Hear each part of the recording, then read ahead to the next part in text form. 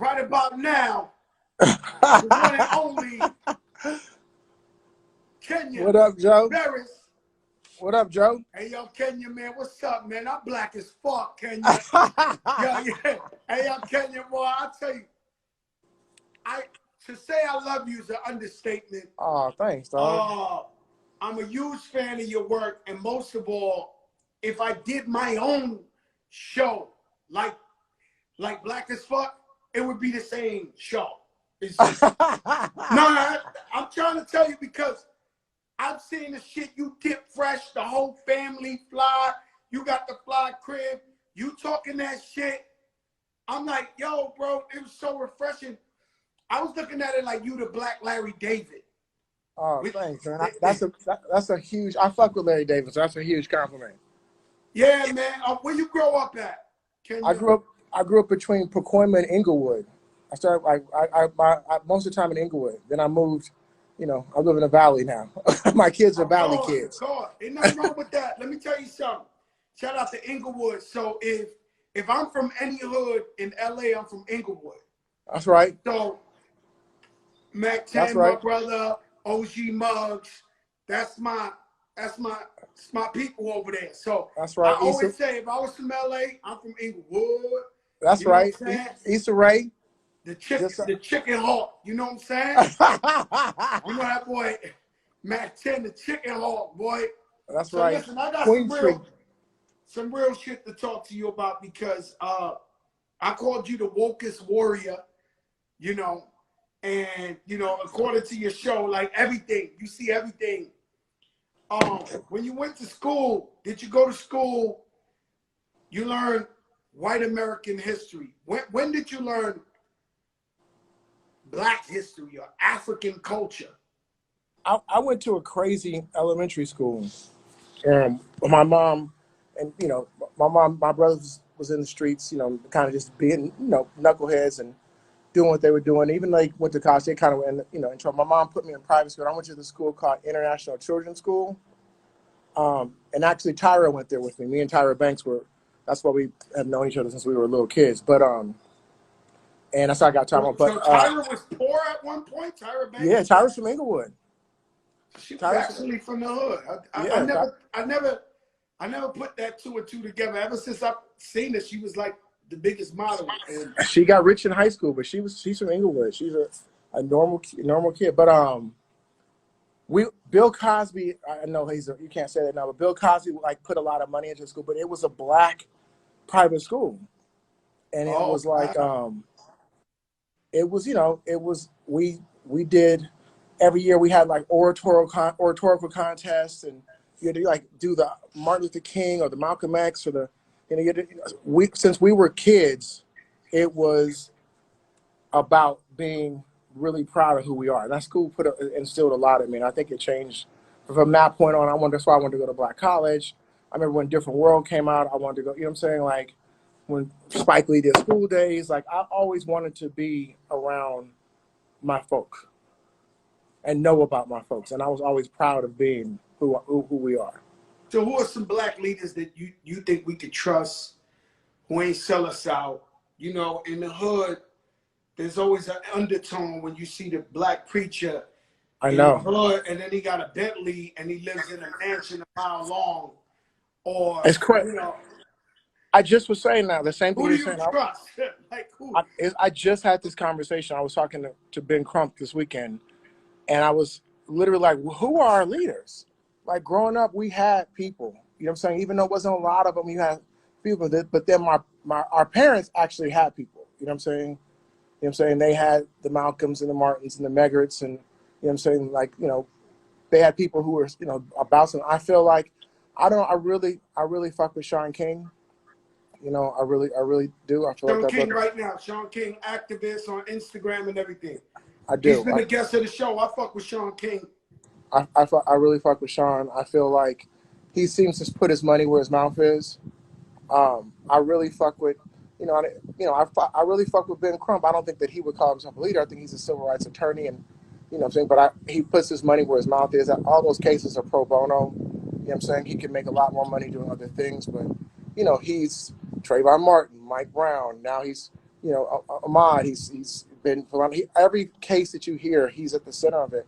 And I feel like people are like, well, Ben's not winning, or Ben. I'm like, that's the whole point.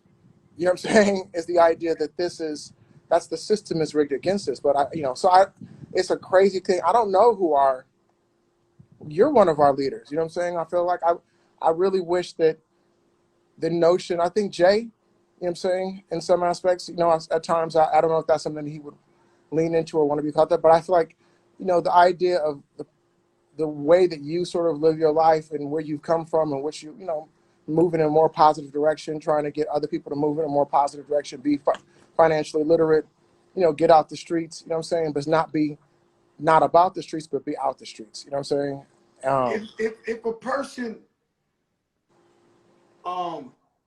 so if a person has one parent is black, one parent is white, Yep.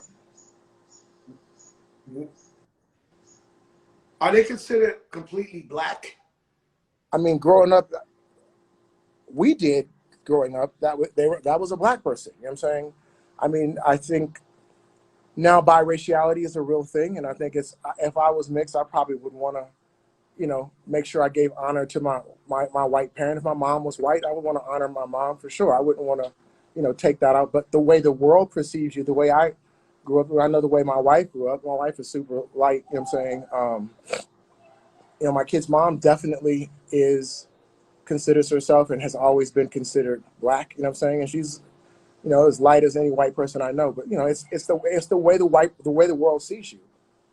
Like when Tiger tried that shit, man, people wasn't hearing that shit. He got black real quick when he got in trouble too. You know what I'm saying? You know, MJ got Muslim for a second too. You know, Michael Jackson, he got Muslim real quick. Mike Tyson, like, yo, they know. Yeah, the world. They know where it's at. The world's a crazy place. And so somebody, I'm curious to know what's your musical soundtrack? What's the music, your soundtrack to your life? I'm curious to know. I mean, I think Jay is the soundtrack to my life. You know what I'm saying? I really do. I feel like he's been there, you know what I'm saying? Like, I grew up as Jay's music grew up. You know what I'm saying? Like, Big was there, you know, of course, for me, you know, NWA, Dr. Dre, you know what I'm saying? Like, all that. I mean, I can look at different points. The Chronic was when my life changed. The Chronic was, you know what I'm saying? That was sophomore year or freshman year. 50 Cent is on the check-in. 50 Cent is on the check-in. What up, 50? Let's just say we love 50 Cent's music, because if not, he's gonna blast us. Oh, 50 got one of the classic albums of all time. Me and 50 got something cooking. He'll tell you about it. Yeah, I heard about it, man. I just mind my business, you know. It's gonna be big. How black is black as fuck? I mean, it's black as fuck to me. I mean, the whole point of the name was to be loud, was to be noisy, and the whole ass fuck part of it is just being as out and authentic in your life as whatever that experience is for you. And so I think that, you know, certain people read certain things into the name. Like, the name was, this was the most authentic version of my life. And for it's real. Provocative. And it was evocative and provocative. You know what I'm saying? Like, yeah. It was the most authentic version of, like, you understand, like, it's your life. It's the idea of, like, I talked to Charlemagne, and who I respect, but, like, he was like, he didn't like the show. He thought it was whack. And I was like, why? He was like, you know, black people I know we're not monolithic, but I don't know any black people like this. And I go, but this is my life. I do. Yeah, I go, you met. I know a lot of them. Yeah, and I go, let's stay right there. Let's stay right there. Just because, and this is the whole point. This is why I love you so much. What's the problem with, if we grew up poor, or we grew up, you know, that we can't? I want my kids to be nerds, bro. Like, nerds. I don't want them to gangbang. Yeah, right. I'm keeping it real, so I can relate to you 1,000,000%. Like, what's wrong with? I go to plenty black people's houses that look like yours, and the kids is like their kids, and they represent black culture. But what's wrong with, you know, we succeeded, or we we treat ourselves to a better life. Like, I don't understand what Charlamagne's talking about. I personally don't either, and I think that is. I told Charlamagne I'd love to come on this or talk about it on the show because I feel like when I did Blackish, I got complaints because people were like that wasn't a black family they had seen, right? But then all of a sudden that was the black family. We started being like, oh yeah, it normalized itself. You know what I'm saying? It helped. I hope it helped push culture forward. You know what I'm saying? And so the notion of I've grown up since Blackish, and so I feel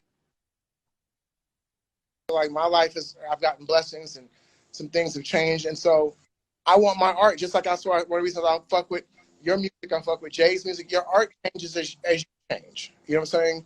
And so your music grows with you. And so my art, my writing has changed with me.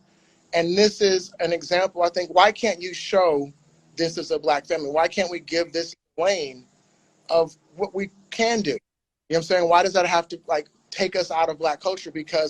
Why? Because I need to be struggling financially. Doesn't mean that I'm not struggling emotionally and you know, with the shit that I'm going through, and I'm not going through the same shit. You know what I'm saying? Why do I need to have all those stereotypically mean what a black family has to be? I feel like it's counterintuitive to me.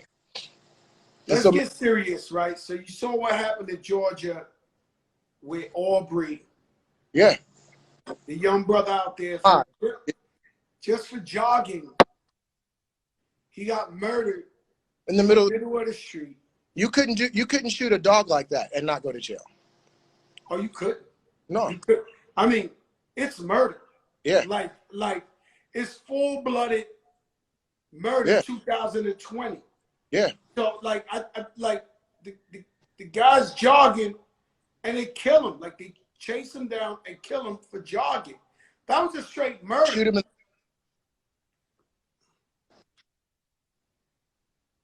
him in the chest with a shotgun in the middle of the street and walked away like it was a UFC or WWE match. Yeah, you know what I'm saying? And that's the world that we. That's crazy, yo. Like that bothers me, right? Because I grew up under oppression. I grew under police harassment. They never gave me a second chance. They never thought that I could redeem my bad, the stuff I've done bad. They never thought I could get a second chance. And yet and still, I've been honestly, I can look at you in your face because this is the realest talk you ever gonna have. I have embraced white people in my life. Yeah. And made white people my brothers. Yeah. And love them just as much as I love you. You have to. And when it comes to 2020, to see a modern day lynching on video, what the fuck is wrong with these people, man? Is it never going to change? Is it never going to be equality? Is it ever going to change? Well, you know, one of my best friends is white, and it's not about black or white. If you're a human being, you know, he looked at that and he was like, this isn't okay. His first thing, we need to go down there. You know what I'm saying? Like, and that's, you know, that's a white man. He's like, we need to go down there. And I'm like, that's the notion of, I don't want to ever, you know, preach violence because I, you know, I came from that, you know, but the idea of turning the other cheek and things like that, there's a point where we have to, it may not be violence, but we have to fight back. We have to sort of say like, enough is enough. You know what I'm saying? And if that's, you know, in the courts or in the streets through protests, but it can't just be, you know, we get some signs and march. Like this has to change. You know what I'm saying? Because we still got every day. I just was watching Watt Stacks. That was in the 70s. And Richard Pryor was talking in the 70s. He was like, man, he's talking about LA. He was like, LA got more niggas shot accidentally than anywhere else in the world. You know what I'm saying?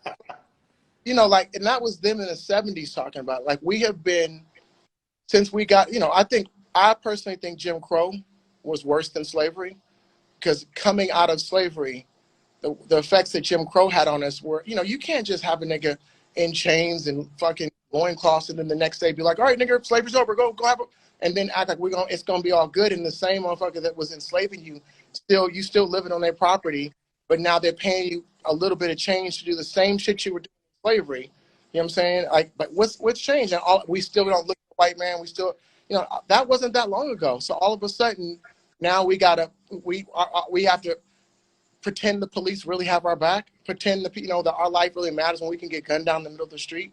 You know what I'm saying? So I feel like I don't want my kids to I'm see gonna that. tell you some real shit. I live in Miami, so I had a gun a gun permit. So what you call that shit? Like you can't see the gun, whatever, right? Yeah. So I had a legal gun permit. But when they started killing Mike Brown, they started killing Trayvon, they started killing all these people. I say, yo, I drive home from the studio every night at 4 in the morning. I smell like weed, even though I don't smoke it, but they smoke tons of shit every day in the studio. Yeah. Motherfucking racist cops stop me at 4 in the morning, and I get to explaining to this motherfucker that I got a gun license, and then you got to show him the gun or some to murder me in the middle of the street. I had to give my guns back and give up my license because I knew, oh, excuse me, officer, I got a gun. Yo, they stopped me one time, right? And they put me in the back of the car, and they was just running my license. You was solo? Right? And I'm not going to say they harassed me like that no more, but this happened in real life. You was when solo? I sat in the back of the police car, this motherfucker was listening to some KKK radio for real. So they talking all about Obama was president, but they talking wild shit about Obama. Wow. I'm like, yo, this guy is supposed to protect us? You're like, nigga, this is not going to work out. KKK FM and shit. Rush Limbaugh and all these. I'm like, oh my God. Like, and I'm not going to lie. I never went back for the gun license because I was like, yo, these guys going to kill me in the middle of the night. Did you have your pistol on you? No, actually not that day, but I never had it again after that. I sold my shit back. I wasn't fucking with it, man. Your man 50, he heavy on the comments. He's active right now. What's he saying? And my opinion might have differed, maybe not for me, but I do believe that everybody, if you have the right to go get a gun, go get a gun.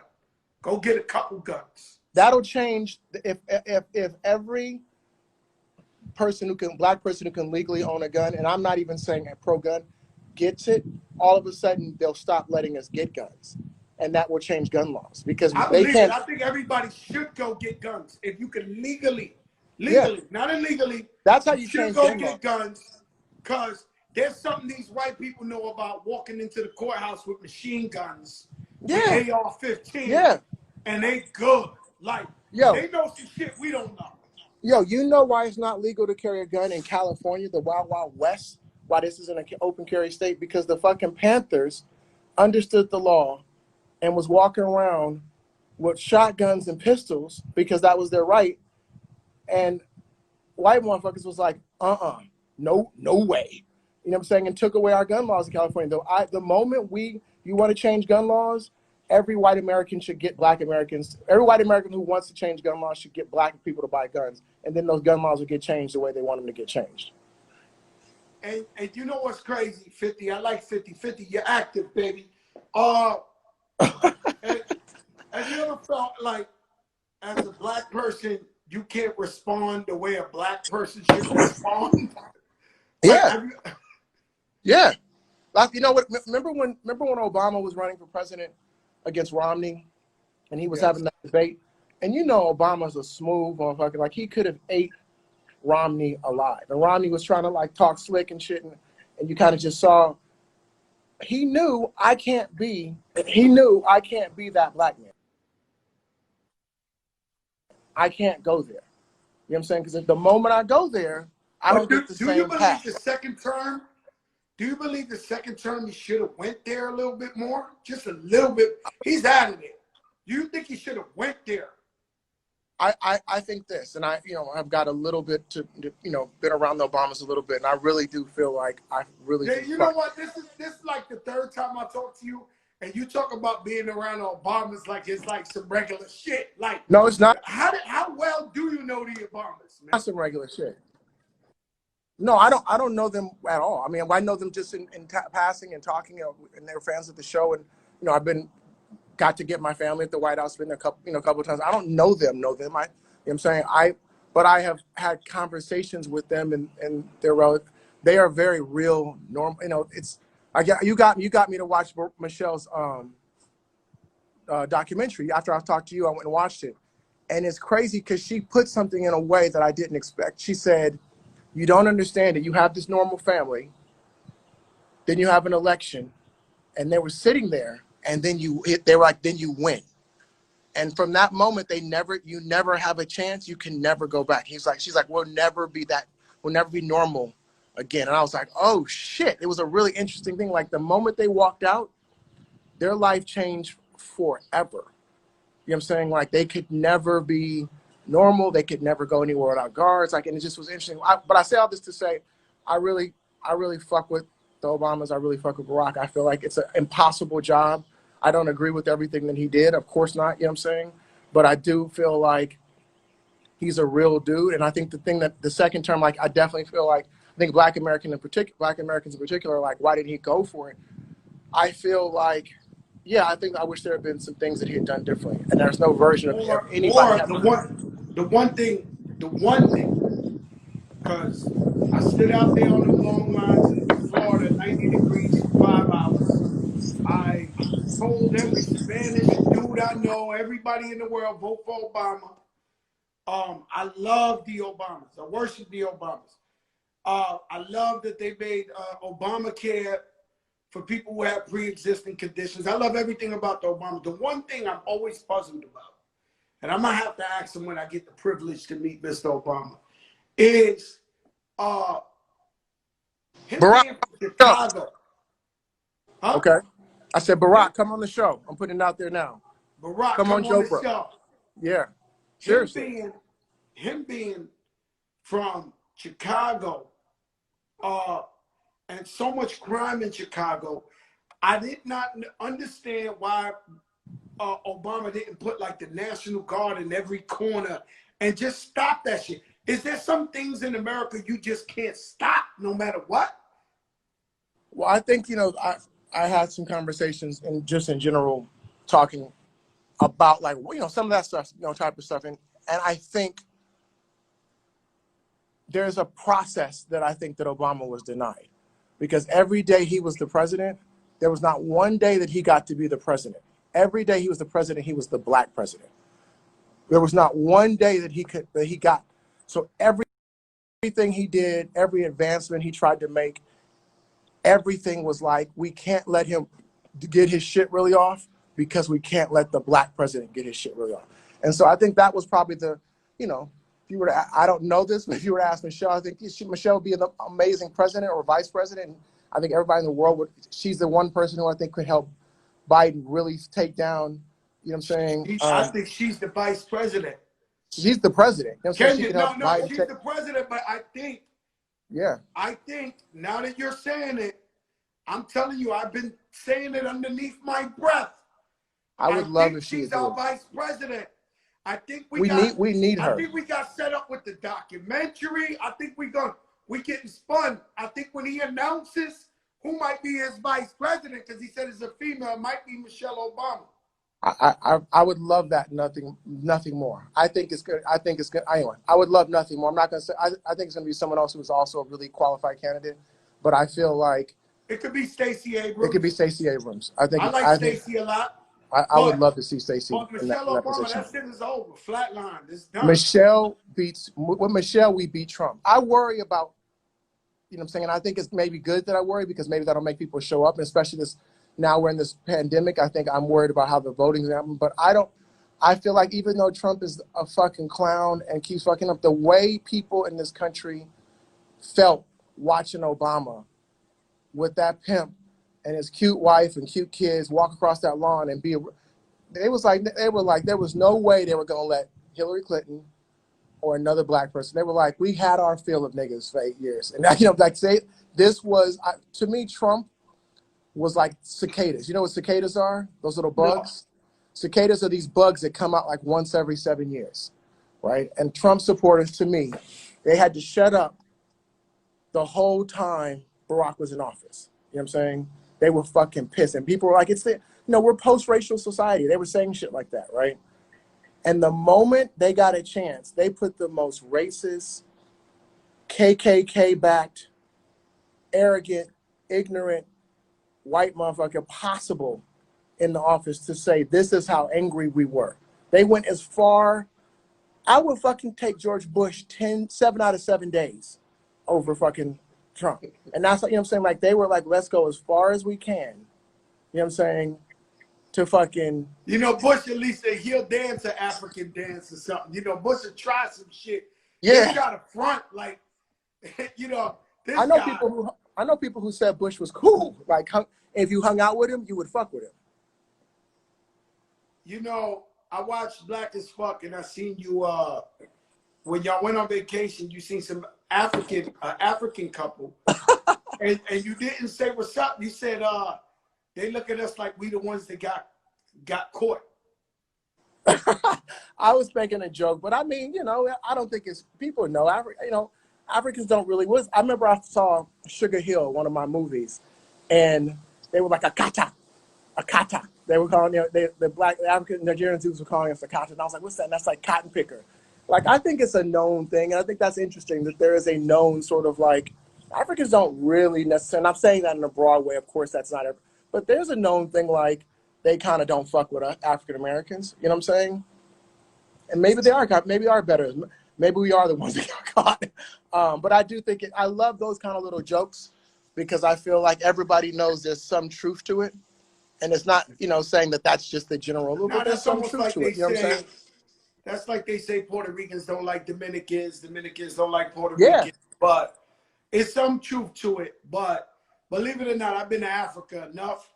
They do love African Americans and they worship us. And believe it or not, and I'm not trying to throw no dirt on you, but believe it or not, somebody No, please, somebody got a poster of you in Kenya somewhere or in Nigeria. You know, when you see Ali Boumbaye, like the day you really announce you're going somewhere to Africa, they're gonna do Kenya Boumbaye. Remember, I tell you, they love you. I love that. I know it's just a stereotype. You played off the stereotype. Let me ask you a question. And it was a joke. I was thinking of this, right? You live in the valley, right? Nice, affluent area, right? It's cool. Encino, it's a nice area. You gotta be rich to live next door, right? People are well off, yes. Well off. Doctors, lawyers, whatever. That's not the point. Yes. My point is, you walk the dog outside and you walk past next door, and there's some black dudes out the window. And they say, oh shit. Yo, Kenya, what's up, my brother? Come inside, B. Yo, what the fuck is Kenya? Yo, they jump out the window, right? Yeah. You walk inside, and when you walk in the door, it's not a door. You walk past the Afrocentric beads. The beads, the old school beads they used to have. Hold on.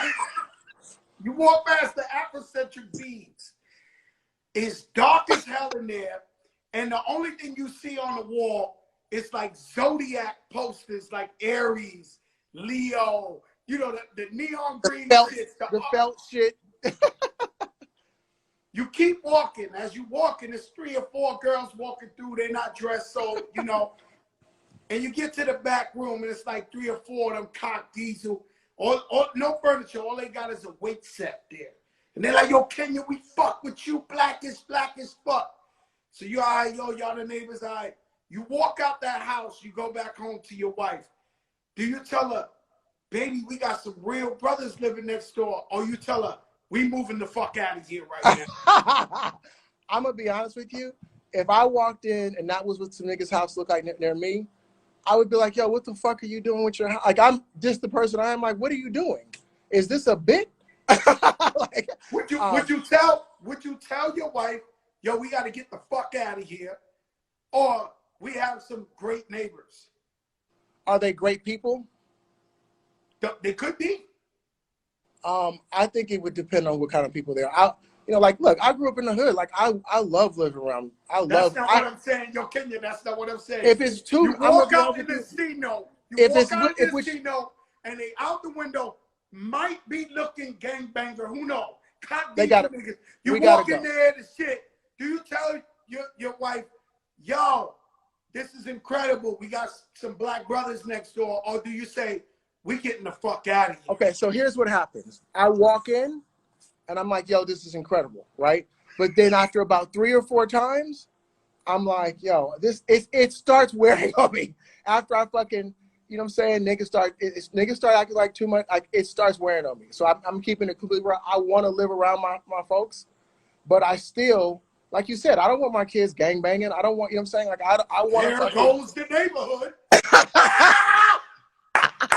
You know what I'm saying? But I definitely, at first sight, I'm super happy. You know what I'm saying? I'm super happy.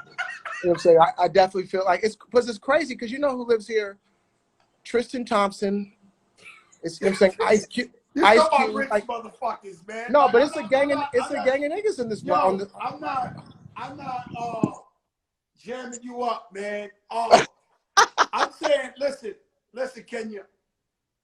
The last time you felt like racism, yeah, like directly, where was you at a meeting? Where was you the last time you felt actual racism? Every day. Every time I fucking go out the house and I fucking, the notion, like I fucking put, you know, I'm like, I'm gonna do cracks, I'm gonna put my chains on, whatever. There's a part of me that I lean into the idea that I want to challenge every perception. You know what I'm saying? Like I love, you know, I can't, you know, you're at the nail shop and the nail ladies are like, you play basketball? Or like, I'm like, no, I'm a writer. Like I like challenging the perceptions. I go up to my kids' school, you know what I'm saying? Like, you know, jeans have a little bit more sag in them, you know, like, and, you know, they think I'm the nephew or the uncle who just got, I mean, the idea of that you can look at us and try to decide what we are is racism.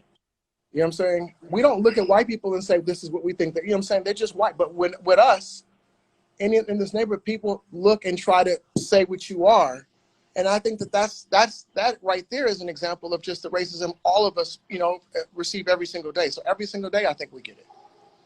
I got this shit I always have, and somebody's gonna steal my idea, but I probably won't do it anyway. But I got a book I want to write called First Class, and I don't give a fuck what airline you in. You black, you brown, you first class.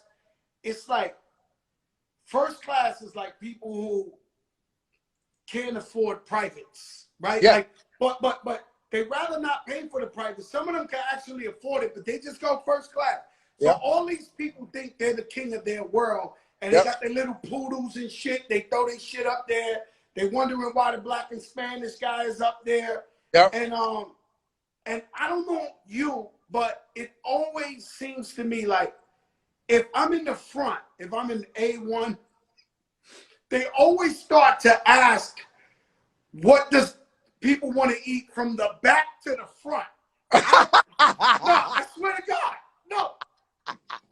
And if you're in the back, they start from the front. Several hundred of times. We sitting A1. I tell my man every time, like, or I tell my wife, like, yo, watch this shit. They go to 6 and backtrack. They said, you know, today it revolves. So I go, I tell the lady, I said, what would I have had? What would have been available if I was sitting in 6A? Well, that's filet mignon with a bit of risotto.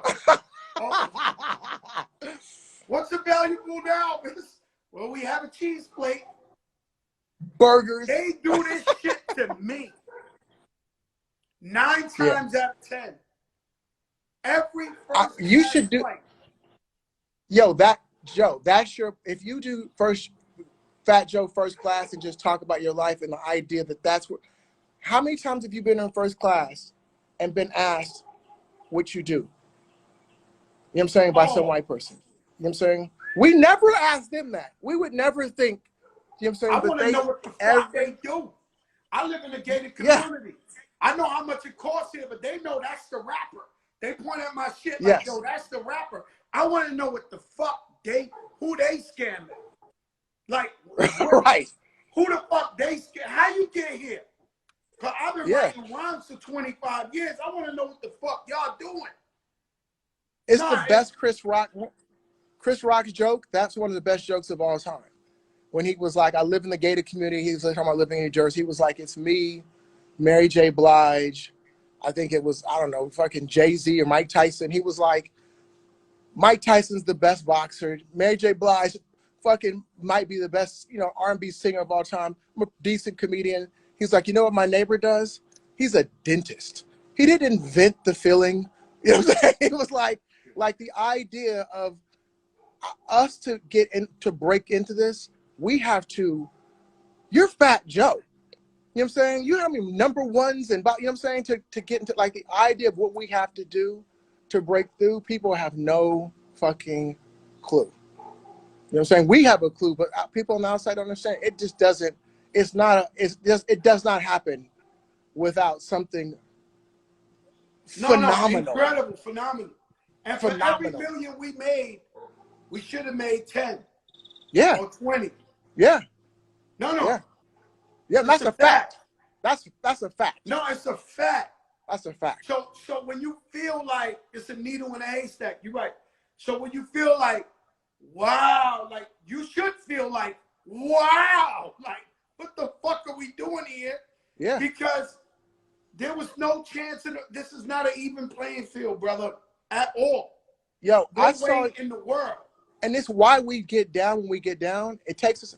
I remember years ago, before 15, maybe, Shakir Stewart, who's my best friend, that's the first time I met you. You're not gonna remember this, but it was one of my first, maybe 20 years ago. I was hanging out in New York, and we went to, it was a fucking, what was it called?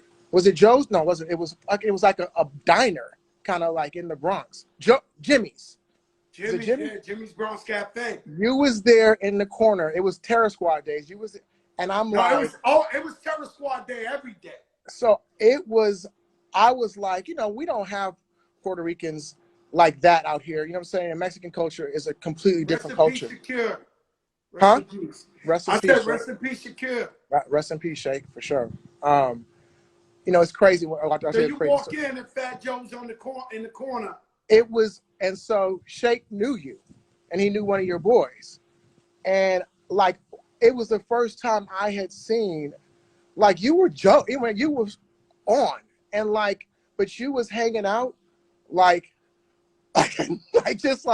I'm like, he's a super, that when we get on, you know what I'm saying, we're so happy, white people want to retreat, we want to go out because we're so happy.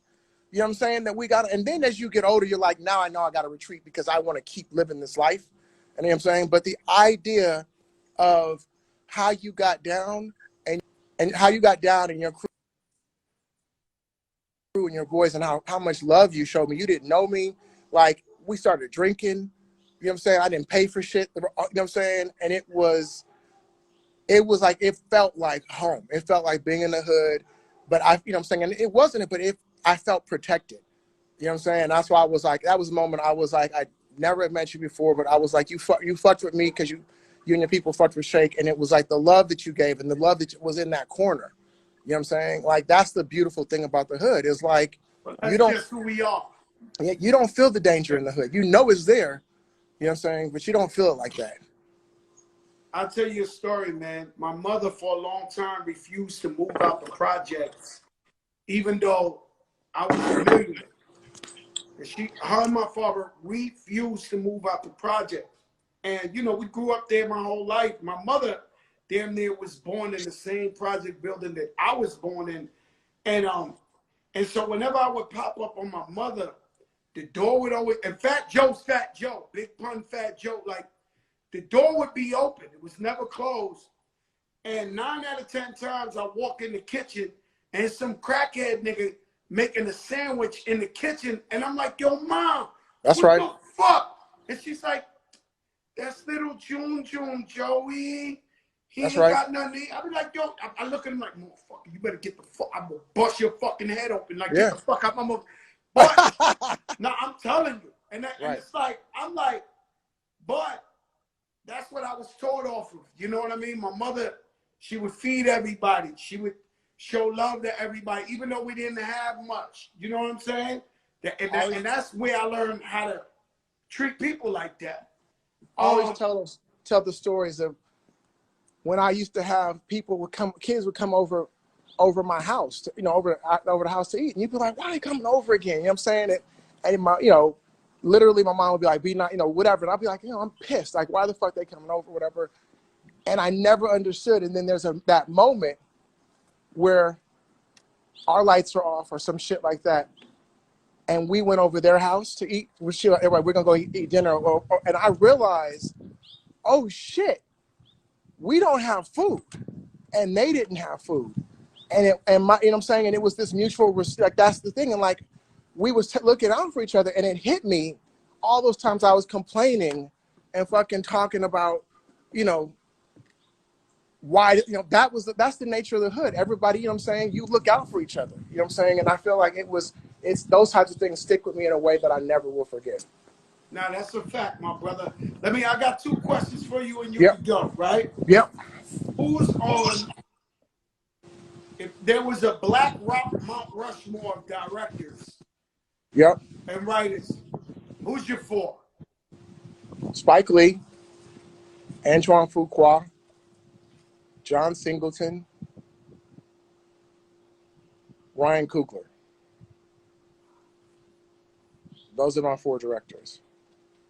Those are your 4. I agree with Spike and John Singleton, so if it was 5, then Tyler Perry would come in 5th. I think Tyler. I got to be honest with you. I think Tyler Perry has his own mountain. You know what I'm saying? Because I think that Tyler Perry, what he has done, you know what I'm saying, is it's something different. You know what I'm saying? Like Tyler's just a different nigga. You know what I'm saying? Like I had to get to know him. You know what I'm saying? Because I had the slick shit that everybody else said. You know what I'm saying? Whatever. I had to really get to Tyler Perry. Yeah, I had to get to know Tyler, and you start to realize just what he's a singularity. Like nobody, and people don't even know the half. You know what I'm saying? Like what he's done with that studio. That's the notion that we now have a studio that we can go tell our stories without any filtering down, any watering down.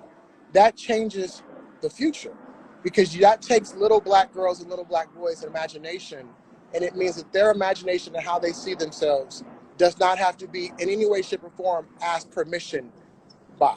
They don't have to ask permission to talk about what they, if they want to talk about a black astronaut or a black president or, a female this or what, they don't have to ask permission to how they see themselves or explain themselves. And that's what that studio changes imagination, which shapes the future. And I feel like that's generational wealth on his part, but also what he's done, the idea of that and the business models. I think more people should go and talk to Tyler just for fucking business advice. He was homeless. And then I remember he started took his own money, and he tells the story. The reason he did Medea is because the woman who was supposed to play the role didn't show up. And he had to fucking do the role. And that became Medea. You know what I'm saying? I'm like, it's more, it's levels to this shit. And I feel like he, when you actually get into it, what he does and what he's done, it's different. It's just different. He's a different type nigga. Now, I appreciate him, and I appreciate all his movies having the message. But I get what you're saying. Like, somebody can actually be in a class by themselves, Yeah. Shout out to my stylist, my brother. I see Terrellish in here. We be talking about your outfits on the show. I told Terrell, you know what's up with Terrell. He's the flyest thing. I mean, his shit is one of ones and zeros of zeros. I mean, he was the one who I definitely was take some. He comes with the fly light blues and the real crispy, Scarface type. You know what I'm saying? Like the shit that he does, I love it. It's not gaudy, but it feels like it's a little bit. It's sprinkled with a little bit of crack. Like it has yeah, got a little crack still on there. A little bit. That's that Harlem World shit. You feel like you look at your shit like, and he be killing me, man, because I took him one time. I went to do a show in Milan, Italy, and it was me, him, and my wife. We went Emirates. Time of our life. So he hit me with this ill outfit. I was like, yeah, all right, I'm gonna perform. I'm gonna kill him. He came out with some python, different color. I was like, Jesus. I'm like, yo, T Level, what the fuck, man? Like, nah, yeah, man.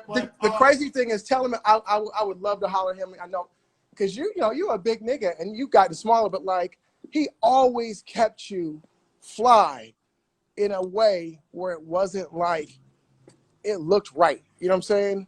It looked right. It looked like, you know, it was you. You know what I'm saying? It was you. and my thing Way at the, is that's my next question for you.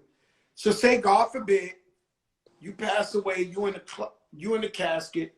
What yep. do you want one of your guys when they come up there? What you want them to say about you as they look at you in the casket? Like if you could watch you, and then they walk in and then somebody you respect, what would you want them to say? I never did anybody dirty. The only person that I've ever the only people people I owe my family. You know what I'm saying? Because sometimes you with your family and my wife. You know what I'm saying? I've done some things that I feel like I will continue to always have to say I'm sorry for and apologize and ask for forgiveness. And my kids have had to pay the penalty of, you know what I'm saying, things that their dad has done. But I've never done. There's not a nigga in this world that I've ever done dirty. Man, I love that, man. I love that. You know me, when I want him to come to my casket, I want to say, for one, he was one fly motherfucker till he died. Because, you know, people got, let me tell you something. People got moments. People got, you know, they made money for a little bit. They got fly. They ran with a crew that got money. They had lucky times. But to stay fly till you die, that's some other shit. I mean that's what we do it for in some aspect. I told my kids, I was like, you better get it now because I'm not taking. I was like, I'm not leaving here. I was like, you better get what you can now. You had an outfit on that matched the fucking crazy truck recently. Oh yeah, it was I had the white and sky blue chinchilla with the sky blue and white coloring it. Killed them. I was like, this is impossible. Or the sky blue and white silk. Terrell made me that silk for the album release, you know, with the coloring it. Now I've been sky blue impossible. Yo, I've been sky blue these niggas to death since I got the truck. It's been bad for them. They lucky the corona slowed me down. It's been bad.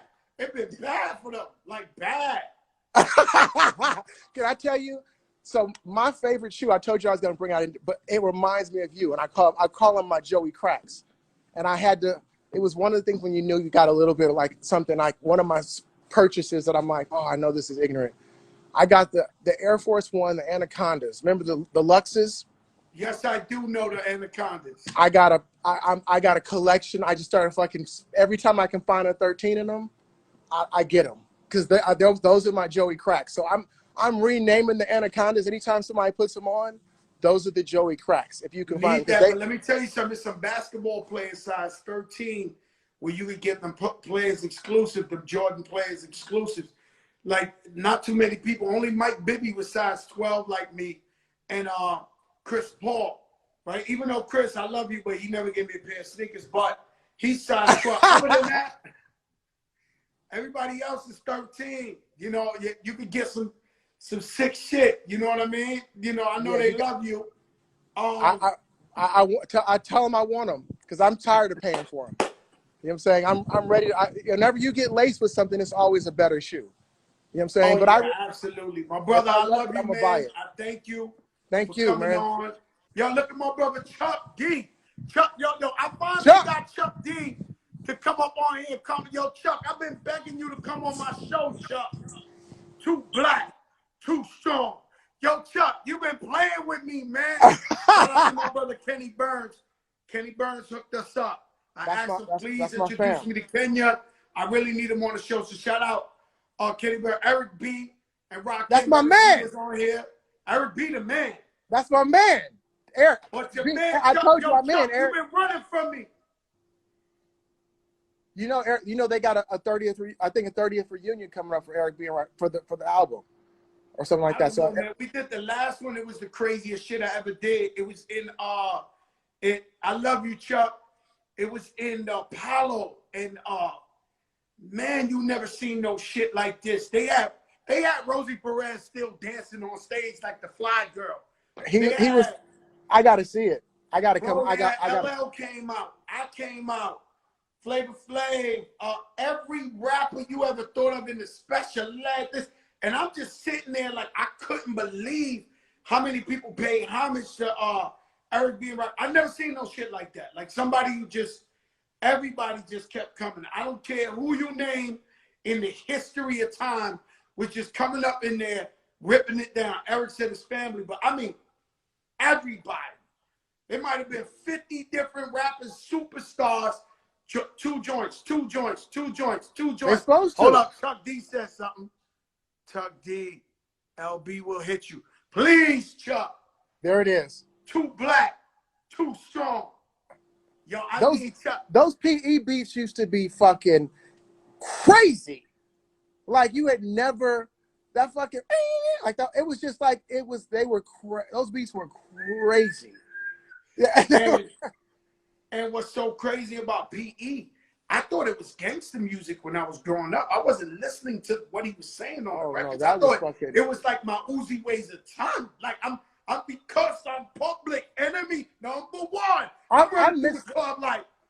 Where is that though? Where is that music? I'm not trying to be an old man, but we're like that was revolutionary music. That was music to make a revolution by. You know what I'm saying? Where is that? I know that everybody has a lane, but why is that lane gone? Why is the lane gone where people actually talking about us and change and what we're going? Where who is in that lane? It's bad out here. It's bad out here, and whoever's in that lane, they're not getting played on the radio. They're not getting played. So, you know, I think you got to go back. You know, we go back Lauryn Hill, we go back Dead Prez, we go back Common, we go KRS, but it's not the same now. You know, well, Kendrick is the closest we absolutely Kendrick, and that's Kendrick's the closest. Yeah, Kendrick's the closest. Kendrick's the closest. You know, yep, that is right. J. Cole, but you know Cole. That's it. But really, Kendrick is more of like, you know, power to the people. Cole's a good name too. Cole's a good name too. And he's somebody me and you we gotta show him to get, because he look like he grow his hair. He don't want to act like he's rich. You know, he's not embracing the richness. One of the coolest brothers I ever met. He's like cool seriously. as hell. Shout out to J. Cole, and I gotta tell him this. He got me to start meditating, and it changed my life. Yeah. Cole got me to start man. He had a conversation, and like he's just such a thoughtful, real. Like I wanted to take one of his songs. I love Crooked Smile. Crooked Smile to me makes me almost cry every time I hear it. You know what I'm saying? Like the message behind it of like how, and I was like, it sounds to me like the beginning of a show. And it sounds to me like there's a story I could tell, and I wanted to take and turn it into a show. And also, let me just say, because everybody's putting rappers' names on here, it has to be you. Like I said, there's definitely millions of people throwing consciousness, but it has to be hot. Like Public Enemy. No, it's got to be fly. Public Enemy was putting out fucking hits, Fight the Power with a conscious, and Lauren, you know, Zion, and you know this, you know, that's a diamond album. Yeah, it can't be like they mentioning names.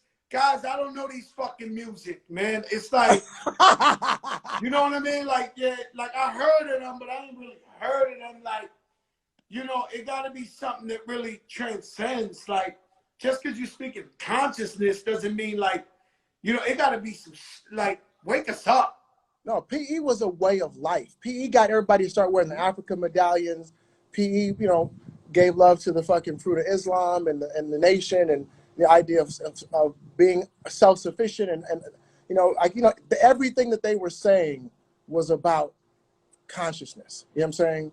In a different, and that was a whole era. Even like Brand Nubians, you know what I'm saying? It was a whole era where it was, you know what I'm saying, about us being proud of who we are, embracing this, and it was different lanes, but it was, you know, I start talking like I sound like an old man, but I'm tired of, I love my D-boy rap, and I'm always love it because I grew, you know what I'm saying, I love gangster rap, you know what I'm saying, but at the same time, I do feel like we gotta have it's too much going on right now. Even though it really gangster rap has diminished it as much as consciousness. I You ain't agree. got no more Ice Cubes or No. 50 Cent making movies. Yeah. Fat Joe talking shit on the show. Like, it's like, and then now it's like, I think when Kanye opened that door, it turned into and he's my favorite rapper on earth. Right. But it just opened the door for like what we're seeing now. The residual income of Kanye West is what we're seeing now. Everything became derivative. When he did that fucking All Falls Down, that one Lauryn Hill hopped off of, and I wish that I think Saida Garrett, someone came on there and did it, whatever. But we hadn't heard that before. That was backpack rap that was talking about fucking.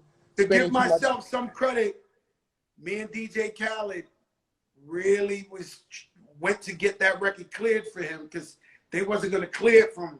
He was still underground Kanye West. Oh wow! So Khaled went and spoke to the Marleys. He went to the compound, smoked 100 blunts with him. Now we went hard for Kanye to get that clearance.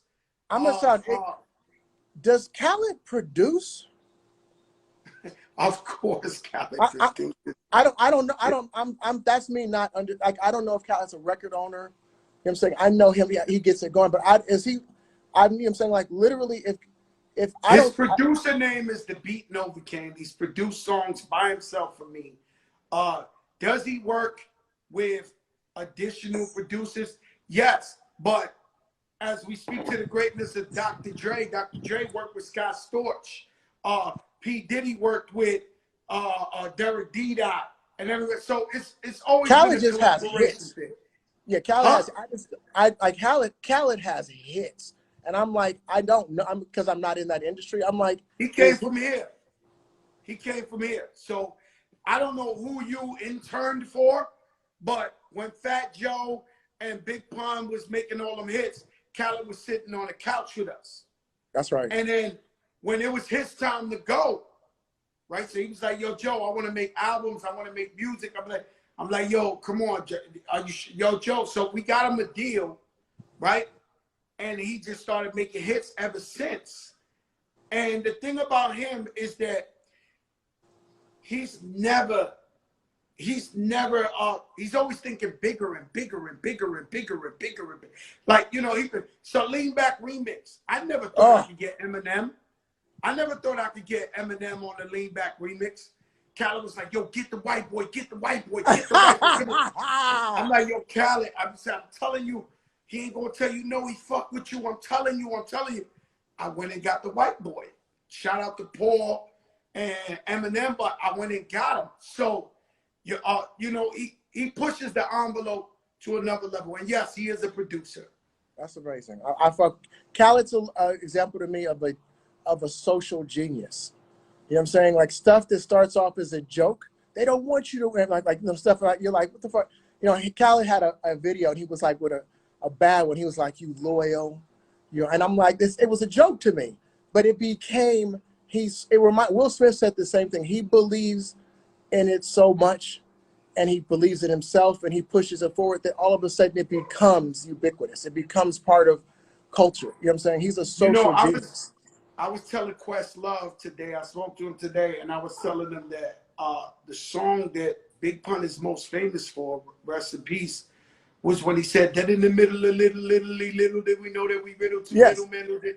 That was a joke to Big Pun. Big Pun was such a genius. That was like he walks around that in the middle of little, or packing the Mac in the back of the act. Like that was jokes to him. Right. And then I gassed him. I said, "Yo, put this in the song." He's like, "That's a joke. It ain't nothing." I was like, "Put it in there, bro." And it became the most legendary lyric he's ever known for.